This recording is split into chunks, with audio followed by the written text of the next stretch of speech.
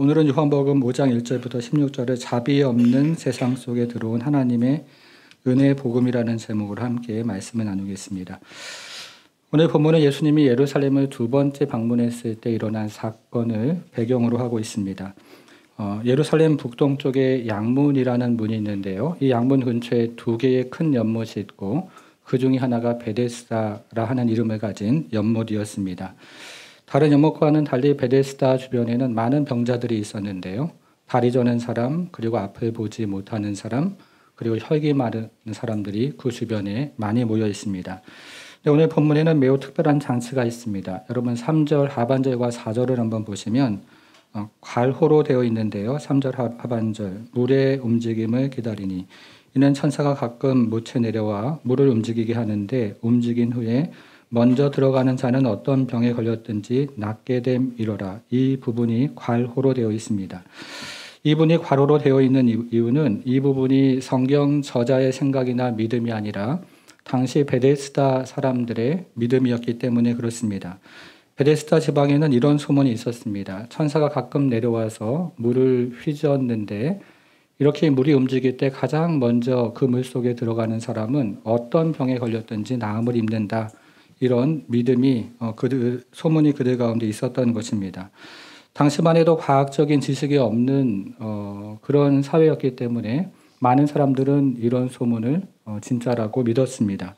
그리고 이 소문을 믿는 사람 중에는 38년 된 병자도 있었습니다. 여러분이 베데스다에서 일어나는 일들을 머릿속으로 상상해 보실 수가 있으시겠습니까? 저는 오래전에 이 본문을 설교한 적이 있는데 그러면서 두 권의 책을 소개한 적이 있는데요. 되게 오래되었기 때문에 여러분들이 기억을 잘 못하실 수도 있고 제 편에서는 기억을 잘 안 해주시면 더 좋을 것 같은데요. 그 두 권의 책을 제가 다시 한번 소개를 좀 하려고 합니다. 2008년도에 승자 독식 사회라는 책이 나왔습니다. 이 책의 영어 제목은 The Winner Takes All Society인데요. 이 책의 제목이 많은 것을 우리에게 시사해 줍니다. 이전까지는 소득의 분배가 20대 80으로 이루어졌는데 오늘날에는 소득의 분배가 1대 99로 이루어지는 사회가 되었다는 것이 이 책의 핵심 요지입니다. 승자한 사람이 모든 사회의 부와 권력을 주게 되었다는 그런 사회가 되었다는 겁니다. 이 책 안에 죄수의 딜레마라는 예가 있습니다. 한번 들어보셔요. 어느 날 경찰이 두 명의 공범을 잡아서 각각을 독방에 가두었습니다. 유죄 판결을 받으면 이 두 사람은 각각 20년의 선고를 받아야 하는데 잡을 때 당시에 증거가 불충분한지라 이 상태대로 기소를 하면 1년형밖에 각각 선고를 하지 못하는 그런 상태였습니다. 여기서 담당 검사의 고민이 시작되는데요. 두 용의자에게 이런 말을 했습니다.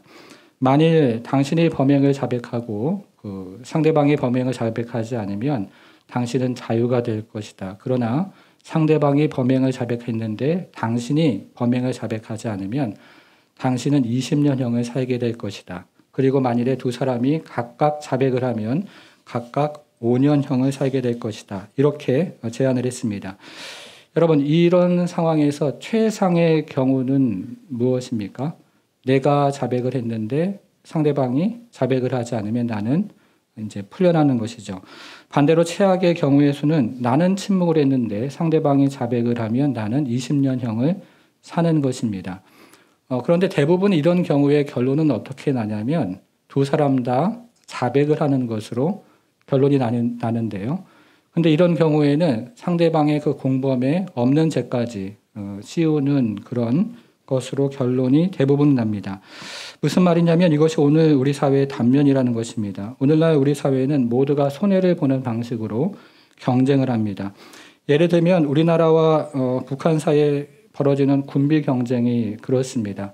두 사이에 평화협정을 맺어서 무기를 만들지 않고 그 돈으로 가난한 사람을 돕는다든가 경제 투자를 하면 그러면 더 좋은 사회를 만들 수가 있는데 상대방이 어떻게 할지를 모르니까 군비를 이제 계속 무기를 만들면서 서로 손해를 보는 방식으로 경쟁을 하는 그런 나라가 된 것입니다. 지금 한국 사회 안에도 이제 그런 것이죠. 서로가 손해를 보는 방식으로 경쟁을 하는 사회가 바로 우리나라입니다.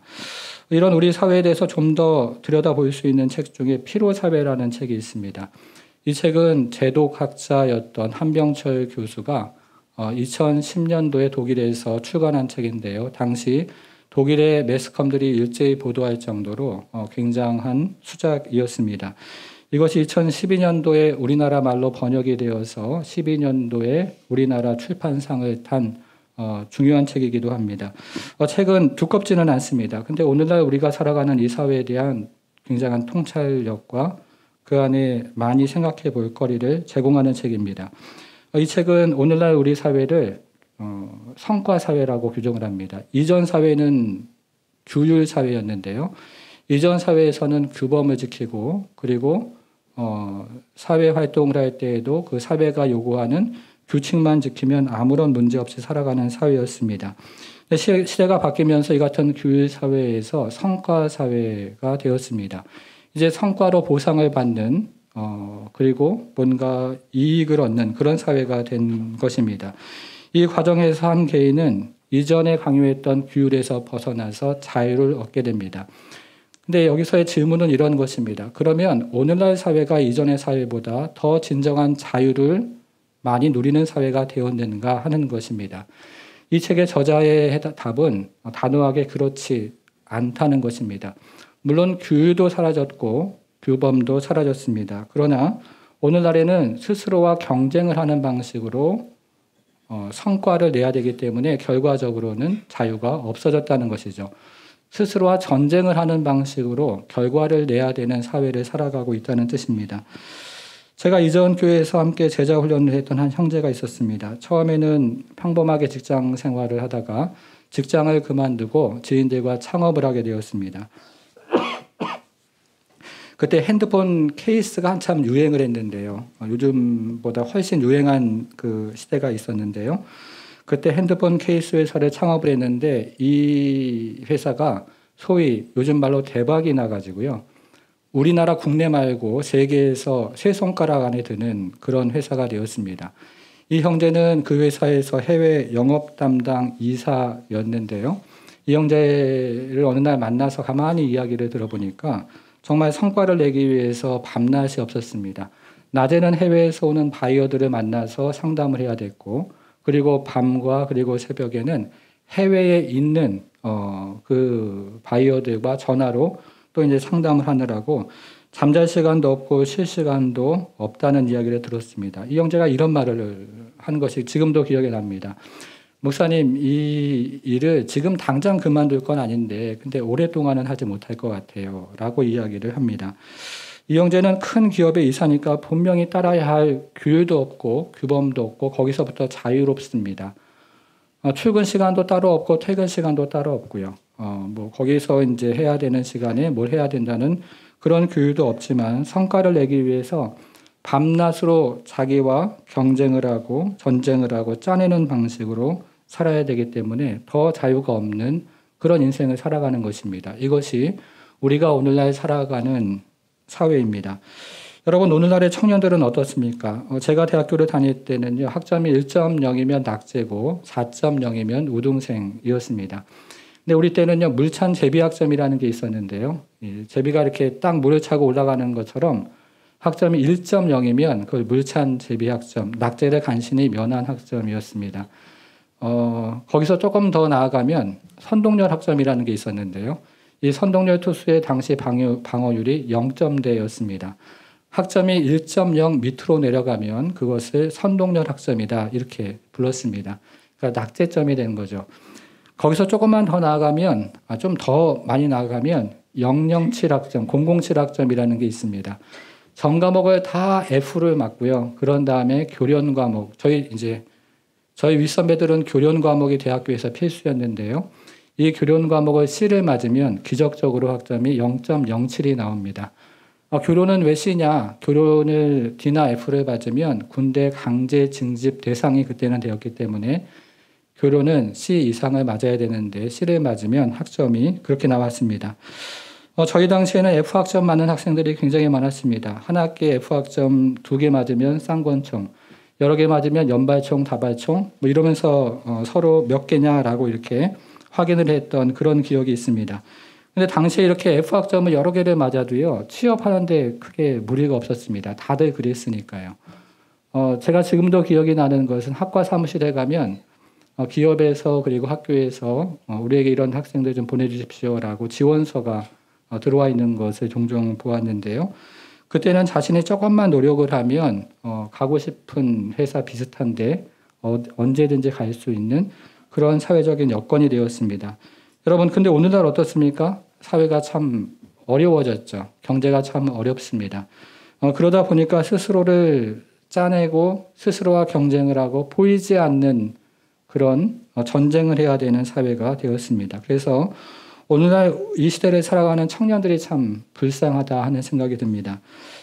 여러분, 이렇게 성과 사회에서 살다 보니까요, 우리 사회가 크게 놓치는 것이 저는 있다고 생각을 하는데요. 그 중에 가장 크게 놓치는 것 중에 하나가 사색이라는 생각이 듭니다. 여러분들은 사색이 얼마나 중요한지 생각해 보신 적이 있습니까? 예를 한번 들어보겠습니다.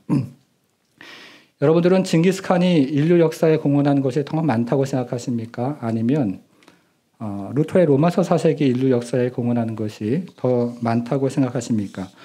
우리는 보통의 경우에 건물이 올라가고 자동차가 굴러가고 비행기가 날아다니면 인류가 발전했다고 생각을 합니다. 그러나 그런 것들은 인류의 삶이 편해진 것이지 인류가 진정으로 성장한 것은 아닙니다. 그런데 우리가 인류 역사를 유심히 들여다보면 인류가 정말로 성장한 포인트들이 있는데요. 이 포인트에는 깊은 사색이 들어 있습니다. 수도원에서 깊은 사색에 빠진 루터로부터 종교개혁이 나왔고 18년 동안 유배를 다녀온 다산 정약용으로부터 목민심서라는 책이 나왔습니다. 근데 오늘날 대한민국 사회가 놓치는 것이 바로 이 사색입니다. 요즘 우리 젊은 부부들이 아이들을 키우는 거 보면 참 똑똑하고 대단하다 이런 생각을 합니다. 그런데 반면에 아주 중요한 것을 놓치는 것이 있는데 그것이 저는 사색이 아닐까 하는 생각이 듭니다. 엄마들이 아이들과 씨름하다가 지치면 뭘 줍니까? 핸드폰, 동영상 보여주죠. 그때마다 아이들은 이 동영상에 익숙해지면서 사고의 세계, 사색의 공간이 점점 줄어듭니다. 이렇게 중학생이 되고 고등학생이 되면 동영상의 그 자극에 점점 익숙해져서 여백의 공간이 있고 상상의 공간이 있는 책 한 권 읽어내기가 참 어려운 사람이 되어갑니다. 제가 지금 여러분에게 드리는 이야기가 얼마나 와닿는지 잘 모르겠습니다. 요즘 부모님들 그리고 할머니, 할아버지들은요. 어린아이가 핸드폰 동영상을 보면서 따라하면 우리 아이 천재다라고 결론을 내면서 더 많은 동영상을 보여줍니다. 그런데 그것이 제가 생각하기에는 그 아이의 인생을 망치는 지름길입니다. 부모들이 조금 힘들더라도 아이들과 책을 읽으면서 사색의 공간, 생각의 공간을 넓혀주어야 합니다.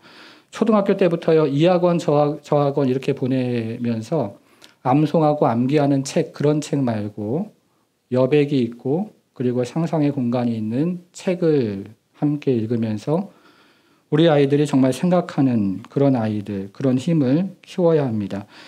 여러분, 제가 오늘날 우리가 살아가는 시대의 이야기를 하는 것은요, 오늘날 우리가 살아가는 이 시대가 베데스다의 반복이기 때문에 그렇습니다. 3절, 4절 다시 한번 볼게요.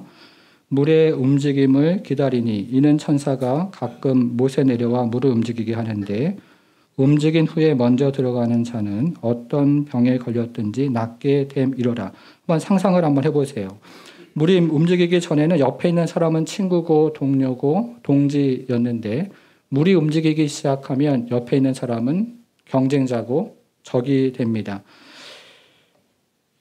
지금 이 일이 베데스다에서 벌어지고 있는데요. 이 베데스다라는 히브리 말의 의미는 집을 의미하는 베네트와 그리고 은혜를 의미하는 헤세드가 합쳐져서 은혜의 집, 자비의 집입니다. 그런데 물이 일단 움직이기 시작하면 이 은혜의 집은 세상에서 가장 은혜가 없는, 자비가 없는 그런 집으로 변하고 있습니다. 우리가 살아가는 세상입니다. 오늘날 우리 사회의 가장 큰 화두 중에 하나는 관용이죠.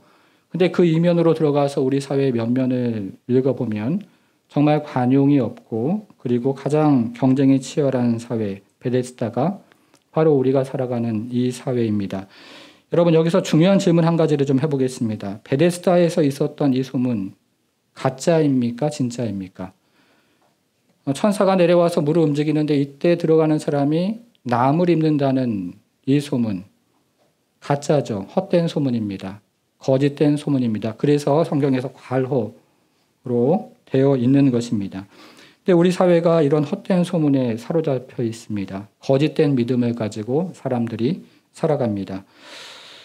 내가 원하는 목표에 도달하면 행복해질 거야 라고 믿어요. 내가 원하는 것을 이루면, 내가 상상하는 것이 이루어지면 나는 분명히 인생이 좋아질 거야 라고 믿으며 살아갑니다. 오늘 본문에 나오는 38년 된 병자도 그런 헛된 믿음을 가지고 있었습니다. 그런데 예수님께서 그 사람을 찾아오셔서 뭐라고 말씀하십니까? 내가 낫고자 하느냐? 이렇게 물어보십니다. 여러분, 그러면 여러분들이라면 어떻게 대답을 하시겠습니까? 네라고 대답하겠죠. 낫고 싶습니다. 이렇게 대답할 겁니다. 그런데 이 병자의 대답이 굉장히 복잡합니다. 한번 7절을 한번 보세요. 병자가 대답하여 주여 물이 움직일 때에 나를 못에 넣어주는 사람이 없어 내가 가는 동안에 다른 사람이 먼저 내려가나이다. 지금 이 사람의 대답을 한번 생각해 보셔요. 이 사람의 대답에는 승자독식 사회에서 밀려난 영혼의 슬픔 그리고 아픔이 고스란히 담겨 있습니다. 이 사람은 낫기를 원하는데 의지가 없어서 낫지 못하는 것이 아니고 사람과의 경쟁에서 밀려서 낫지 못한다고 이야기하고 있습니다. 그래서 자신이 나을 수 있는 그 희망 그리고 믿음이 없습니다. 이것이 우리가 살아가는 사회죠. 여러분, 근데 이 사람이 어떻게 고침을 받습니까? 8절 보겠습니다. 예수께서 이르시되 일어나 내 자리를 들고 걸어가라 하시니 그 사람이 곧 나아서 자리를 들고 걸어가니라. 그날은 안식일이니. 다른 사람보다 빨리 물에 들어간 것이 그를 고쳐준 것이 아니라 예수를 만난 것이 이 사람이 고침을 받은 이유입니다. 움직이는 물이 그에게 생명을 준 것이 아니라 그리스도의 말씀이 이 사람을 고쳐준 것이죠. 여러분, 우리는 이런 연못을 보면 굉장히 그럴듯하게 보이고 그리고 그 주변에 많은 사람들이 모여있기 때문에 우리 역시 호기심을 갖고 그것을 들여다보지만 그렇지 않습니다. 그를 고쳐주는 것은 연못의 물이나 그리고 그 주변에 있는 많은 사람들의 믿음이 아니었고 그를 고쳐주는 것은 바로 예수님이셨고 예수님의 말씀이었던 것입니다. 사랑하는 여러분, 여러분들이 원하는 것을 이루면 정말로 행복해지겠습니까? 여러분들이 상상하는 그 일이 이루어지면 정말 우리는 인생의 만족을 가지고 살아갈 수 있을까요? 그렇지 않다는 것입니다. 헛된 믿음이라는 것이죠. 우리는 우리 주님을 만나야 합니다. 우리 주님의 말씀을 들어야 합니다. 우리 주님의 은혜를 덧입을 때 우리는 그런 은혜를 체험하는 것입니다. 우리에게 필요한 것은 다른 것이 아니라 무엇보다도 우리 주님의 말씀인 것입니다. 여러분, 그런데 예수님께서 이 38년 된 병자를 고치신 날이 언제라고 되어 있습니까? 안식일입니다. 안식일은 어떤 날일까요? 이 안식일이라는 히브리말 메뉴아에는 노동과 수고를 그친다 이런 뜻이 있습니다. 근데 이 말에는 그 이상의 의미가 있습니다. 이 메뉴아라는 말에는요, 샬롬을 창조하다 이런 의미도 있습니다. 우리가 한 주간 살아가면서 우리 마음 가운데 깨어진 샬롬, 평강이 다시 새롭게 되는 날이 바로 안식일, 주일인 것입니다. 여러분들도 그런 경험을 하실 텐데요. 주일날 예배 잘 드리고 집에 가서 안식을 하면 다음날 출근하는 길이 굉장히 걸음이 가벼운데 주일날 예배도 잘 안 되고 어디 가서 실컷 놀고 TV 왕창 봐서 더 쉬는 줄 알았는데 다음날이 더 피곤한 것을 우리는 종종 경험을 합니다. 그래서 안식일은 하나님께서 사람에게 복 주시기 위해서 정한 날이 바로 이 안식일입니다. 그런데 성경의 이런 의도와는 상관없이 유대인들은 안식일에 일하지 말아야 한다는 이 말을 문자적으로 해석을 해서 안식일에 일을 했느냐 하지 않았느냐에 더 관심을 가지게 되었습니다. 그래서 이 안식일에 하지 말아야 할 일 39가지를 정했는데요. 그 마지막이 물건을 가지고 옮기는 일입니다. 여기 나오는 38년 된 병자는 자신의 돗자리를 가지고 옮겼기 때문에 이 사람은 안식일을 범한 것입니다. 그래서 유대인들은 이렇게 말을 했습니다. 10절 유대인들이 병 나은 사람에게 이르되 안식일인데 내가 돗자리를 들고 가는 것이 옳지 아니하니라. 그러자 이 치유받은 사람이 이렇게 변명 같은 대답을 합니다. 11절 대답하되 나를 낫게 한 그가 자리를 들고 걸어가라 하더라. 여러분 치유받은 사람의 대답을 잘 생각해 보면 두 가지 답변을 하고 있습니다. 첫째는 나를 낫게 하신 자가 있다 이렇게 얘기를 했고요. 둘째는 그가 이 자리를 들고 걸어가라고 했다 이렇게 두 가지 답변을 했습니다. 여러분 같으면 이런 답변을 들으면 어떻게 하시겠습니까? 정말 이 사람이 그 오랫동안 병을 앓고 있다가 나음을 입었으니까 정말 박수 쳐주고 축복해 주지 않겠습니까? 예수님 당시에 평균 수명이 일찍 어린아이 같은 경우에 죽는 경우도 있었지만 다 해서 평균 수명이 40년 정도였다고 하니까요.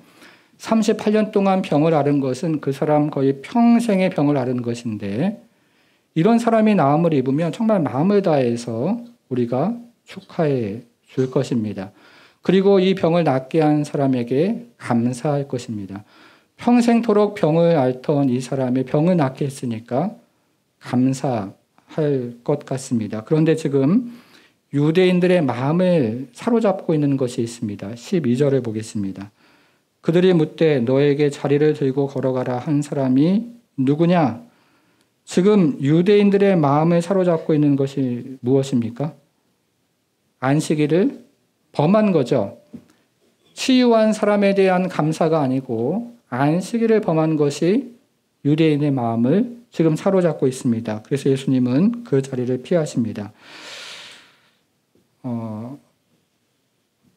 여러분, 근데 저는 이 말씀을 묵상하다가요, 이 사건이 조금 아쉽습니다. 왜냐하면 병에서 나음을 입는 것보다 더 중요한 일이 있다고 저는 믿기 때문에 그렇습니다. 38년 된 병자가 그 병에서 노임을 받은 것은 온 세상을 얻는 듯한 큰 기쁨임에는 분명하지만 그러나 병에서 낫는 것보다 더 큰 인생의 문제, 궁극적인 문제, 구원의 문제가 있다고 저는 믿기 때문에 그렇습니다. 그래서 이 이야기는 여기서 끝나지가 않습니다. 14절을 같이 좀 읽어볼게요. 14절 조금 어렵습니다. 14절이 같이 좀 읽어보겠습니다. 시작. 그때 예수께서 성전에서 그 사람을 만나 이르시되 그러나 내가 나았으니 더 심한 것이 생기지 않게 다시는 죄를 범하지 말라 하시니. 여러분 이게 무슨 뜻입니까? 여기서 말하는 더 심한 것은 무엇일까요? 이 말씀은 크게 두 가지로 해석이 가능합니다. 하나는요, 육체적인 의미로 해석하는 것이 가능합니다. 이 사람에게는 우리에게 알려지지 않은 습관적이고 고질적인 죄가 있었는데 이 사람의 이 습관적이고 고질적인 죄가 육체의 장애를 일으켰습니다. 그래서 예수님은 이 사람에게 더 심한 육체의 장애가 일어나지 않도록 다시는 죄를 짓지 말라고 말씀하시는 것으로 이해할 수 있습니다. 그것이 첫 번째 해석입니다. 두 번째 해석이 있는데요. 두 번째 해석은 영적인 의미로 해석하는 것입니다. 여러분 지금 예수께서 이 사람을 만난 장소가 어디라고 되어 있습니까? 성전이라고 되어 있죠. 베데스다가 아니라 지금 예수님께서 이 사람을 만난 장소가 성전이라고 되어 있습니다. 여러분 이것이 무엇을 의미할까요? 옛 언약 아래에서는 신체적인 장애를 가진 사람은 성전 안에 머물러 있을 수가 없습니다. 육체적인 어려움을 가진 사람은 성전 밖에 머물러 있어야 했습니다. 그러나 지금 38년 동안 장애를 가졌던 이 사람은 이제 고침을 받아서 나음을 입고 성전 안에 있습니다. 예수님께서 말씀으로 그를 고쳐주시자 이 사람은 온전한 육신이 되었고 그러면서 이 사람은 성전에서 하나님을 찬양하고 예배하는 그런 사람이 된 것입니다. 여러분 그래서 지금 예수님은 더 심한 것이 생기지 않도록 다시 말하면 하나님의 임재에서 멀어지지 않도록, 하나님의 임재에서 분리되지 않도록 너가 더 이상 죄를 짓지 말라고 말씀하시는 것입니다. 이렇게 이해를 하면 더 심한 것은 하나님의 임재에서 분리되는 심판을 의미하는 것이죠. 저는 두 번째 해석이 더 맞다고 생각을 하는데요. 더 심한 것을 더 심한 육체적인 질병으로 해석하는 것이 아니라 하나님의 임재, 성전에서 분리되어지는 그런 영적인 의미로 해석하는 것이 더 맞다고 생각을 합니다. 여러분 한번 생각을 해보십시오. 지금 38년 동안 이 사람을 괴롭혔던 장애의 문제는 해결되었지만 그것이 인생의 궁극적인 문제를 해결하는 것은 아니었습니다. 이 사람이 평생토록 앓고 있었던 그 문제가 해결된 것은 정말 이 사람에게는 온 세상을 얻은 것처럼 기쁜 일이었음에는 틀림없지만 그렇다고 해서 이 사람이 영혼의 문제, 영혼의 구원을 받은 것은 아니었던 것입니다. 그래서 예수님은 그 후에라고 되어 있는데요. 그 후에 다시 이 사람이 있는 성전에 찾아가셔서 그의 육체뿐만 아니라 그의 영혼의 문제, 이 문제를 해결해 주시면서 말씀하시는 것이 바로 우리가 지금 살펴보는 14절입니다. 제가 신방을 다니다 보면 육체의 질고를 가지고 살아가는 분들이 계십니다. 그런데 육체의 질고에 온 마음이 빼앗겨서 은혜의 자리, 기도의 자리, 말씀의 자리를 잃어버린 사람들도 종종 있습니다. 사랑하는 여러분, 예수님이 바로 그 말씀을 하시는 것입니다. 더 중요한 은혜의 자리, 영혼의 자리가 있고 그것을 회복하라는 것이죠. 여러분, 오늘 본문에 나오는 이 사람은 그런 은혜를 회복했을까요? 자, 15절 같이 읽어보겠습니다. 15절 시작. 그 사람이 유대인들에게 가서 자기를 고친 이는 예수라 하니라. 이 구절도 두 가지 해석이 가능합니다. 하나는 이것을 유대인들의 환심을 사는 고자질로 해석할 수 있습니다. 예수님으로부터 분명히 고침을 받았지만 그럼에도 불구하고 앞으로 살아갈 인생을 생각해 보니 유대인들의 눈치를 보지 않을 수 없는 것인지라 지금 유대인을 찾아가서 그 사람이 예수라고 고자질을 하는 것으로 해석할 수 있습니다. 그러나 다른 하나로 또 해석할 수 있는데요. 이것을 유대인들을 향한 증언이라고도 해석할 수 있습니다. 여러분 어떤 게 맞을까요? 이게 고자질입니까? 아니면 증언입니까? 여러분들은 어떻게 생각을 하십니까? 만일에요. 안식일에 돗자리를 들고 걸어가라고 명함으로 율법을 어기게 한 사람이 예수라라고 말했다면 그것은 고자질입니다. 그러나 여기서는 나를 낫게 한 분이 예수라 이렇게 이야기하기 때문에 이것은 증언일 것입니다. 자기의 평생의 문제를 해결해 주신 분이 계시는 그분을 만났는데 그분이 바로 예수라 이렇게 증언을 하는 것입니다. 여러분, 우리가 지금 살펴보는 요한복음은 이 고백을 가진 사람들의 기록입니다. 제자들이 그랬고 니고데모가 예수를 만났고 사마리아 여인이 또 예수를 만났고 우리가 지난주에 살펴본 왕의 신하가 예수를 만나서 믿게 되었습니다. 그리고 오늘 본문에 나오는 이 사람도 유대인을 찾아가서 나를 고쳐준 이가 예수라 이렇게 고백을 하고 증언을 합니다. 이 사람은 그의 고백 때문에 앞으로 유대인들로부터 당할 그 많은 어려움이 예상이 되었지만 그럼에도 불구하고 이 사람은 나를 고쳐준 사람이 예수라 이렇게 고백을 하고 있습니다. 성도 여러분, 저와 여러분 안에 이 고백이, 이 증언이 있습니까? 오래전에 한 제자가 아프리카에서 가장 못 사는 나라로 선교를 갔습니다. 우리 교회가 이전하기 전에 그 형제가 우리 교회에 와서 예배를 드린 기억이 있는데요. 저는 그 형제 때문에 아프리카에 그런 나라가 있는 줄도 처음 알았고 아프리카에 사는 나라가 못 사는 줄은 알았지만 그렇게 못 사는 나라가 있는 줄도 그때 처음 알았습니다. 근데 제가 선교사로 부름받아서 나가는 제자들을 볼 때마다 감동을 받는 것은 단지 그들의 열정과 그리고 헌신, 희생만은 아닙니다. 자신도 열사병에 걸리면서 몸을 제대로 가두지 못하는 상황에서 이들이 정말로 나누고 싶고 전하고 싶은 살아있는 고백이 있는 것입니다. 나를 지으신 이가 예수요. 나를 부르신 이가 예수라. 나를 구원한 이가 예수요. 나를 고치신 이가 예수라. 그들은 지금 이 시간에도 이 고백 때문에 고난의 길을 걸어가면서 예수 복음, 그리고 예수의 은혜, 그 안에 목숨을 걸면서 그렇게 인생을 바치고 있습니다. 사랑하는 여러분, 교회가 무엇입니까? 그리고 성도는 누구입니까? 나를 고치신 이가 예수라는 고백이 살아있는 사람들, 그 사람들이 성도요, 교회입니다. 때로는 그 고백 때문에 손해를 보고 그리고 대가를 지불하더라도 나를 고치신 이가 예수라, 이 고백이 살아있는 사람들이 바로 교회고 그리고 성도입니다.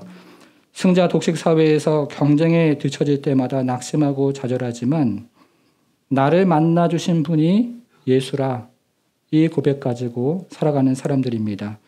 때로는 지옥 같은 인생 살아가다가 살 소망이 끊어질 때에도 나를 찾아오시고 고쳐주신 분이 예수라, 이 고백, 살아있는 고백 가지고 살아가는 사람들입니다. 나를 지으신 이가 예수요, 나를 부르신 이가 예수라. 나를 구원한 이가 예수요, 나를 고치신 이가 예수라. 이렇게 고백하는 사람들입니다.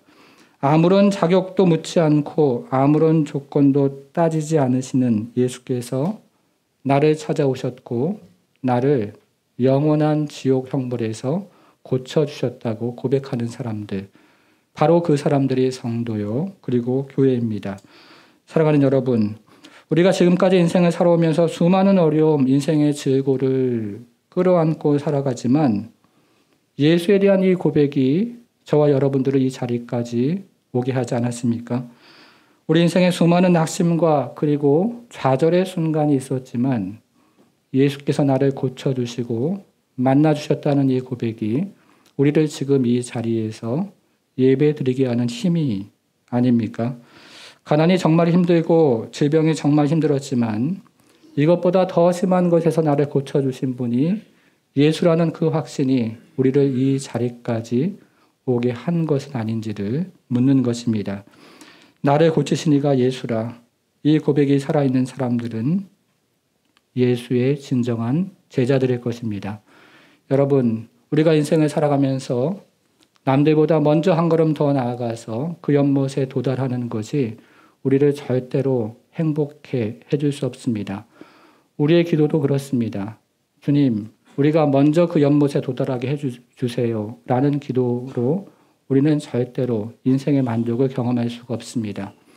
그분이 예수요, 나를 고치신 이가 예수요, 나를 구원하신 이가 예수요, 나를 지으신 이가 예수요, 나를 창조하신 이가 나를 인도하시는 예수라 라는 그 고백이 우리를 살리고 우리를 풍성하게 해서 인생의 의미와 목적이 거기 있으며 그래서 우리는 다시 한번 그 앞에 나아가서 고백하고 그분 앞에 나아가서 우리 인생을 드릴 때 그 안에 진정한 만족과 인생의 행복이 있는 것입니다. 여러분 모두가 이 고백을 가지고 살아가는 예수의 진정한 제자들이 되기를 주님의 이름으로 축원합니다. 우리가 살아가는 세상은 우리가 남들보다 한 걸음 더 앞서서 베데스다에 도착하면 인생이 행복해질 것이라고 말합니다. 그래서 우리도 이 세상의 영향을 받아서 예수님께 기도할 때 베데스다 연못에 먼저 넣어달라고 그렇게 기도하는 우리의 모습을 보게 됩니다. 그러나 우리 영혼의 참 만족은 거기에 있는 것이 아니라 예수를 만나는 것에 있습니다. 그가 예수라. 나를 고치신 이가 예수라. 나를 살리신 이가 예수라. 이 고백, 이 진실한 고백 위에 우리는 참 만족과 참 은혜를 경험하고 우리가 이 고백 때문에 때로는 손해를 보고 그리고 때로는 이 고백이 우리를 어렵게 하더라도 이 고백을 하는 인생이 참된 만족과 은혜 가운데 살아가는 것입니다. 특별히 이 한 주간에는 이 고백을 사랑하는 태신자들과 함께 나누기를 원합니다. 우리 인생 끝에는 더 심한 것이 있는데 거기서부터 구원할 이가 예수라 하는 그 고백 우리가 함께 나누길 원합니다. 오늘 주신 말씀을 기억하면서 함께 기도하겠습니다. 하나님 아버지, 38년 된 병자에게 아무 자격도 아무 조건도 묻지 않으시고 참으로 하나님 아버지 그를 자리에서 일으키시며 그리고 다시 성전에서 그를 만나셔서 나를 고치시니가 나의 영혼을 고치시니가 예수라 하나님이 고백을 하게 하셨는데 그 은혜가 우리에게도 있음을 믿고 이 자리에 앉아서 주 앞에 고백하는 사랑하는 성도들, 나를 지으신 이가 예수요 나를 부르신 이가 예수며 나를 구원한 이가 예수고 나를 고치신 이가 예수라. 이 고백 가지고 이 자리에서 인생의 수많은 환난과 풍파 속에서도 우리를 건지시고 우리의 영혼을 고치셔서 우리의 찬양받기에 합당하신 분이 예수라는 고백 가지고 이 자리에 앉아 있습니다. 주님, 앞으로 인생을 살아가면서도 우리는 자신이 없고 우리는 하나님 아버지 참 연약하고 또 하나님 아버지 죄인된 인생 살아갈 것이지만 그러나 주님, 우리가 잊지 말아야 하는 그 고백, 나를 지으시고 구원하시고 부르시고 고치시니가 예수 그리스도라는 이 고백 가지고 살아갈 때 우리의 영혼을 하나님 아버지 더 심한 곳에서 고쳐주신 그 예수가 우리 가운데 높임을 받으시고 찬송을 받으시며 영광을 받으셔서 우리 사랑하는 이 모든 인생 가운데 하나님의 이름만이 영화롭게 되어지는 그런 통로로 우리가 살아갈 수 있도록 우리 하나님 함께해 주옵소서. 이제는 우리 주 예수 그리스도의 은혜와 하나님의 크신 사랑과 성령의 감화 감동 충만케 하심이 나를 고치시니가 예수라 나를 구원하니가 예수라 이 고백 가지고 살아가길 소망하는 모든 성도들 머리 위에 이제부터 영원토록 함께 하실지어다. 아멘.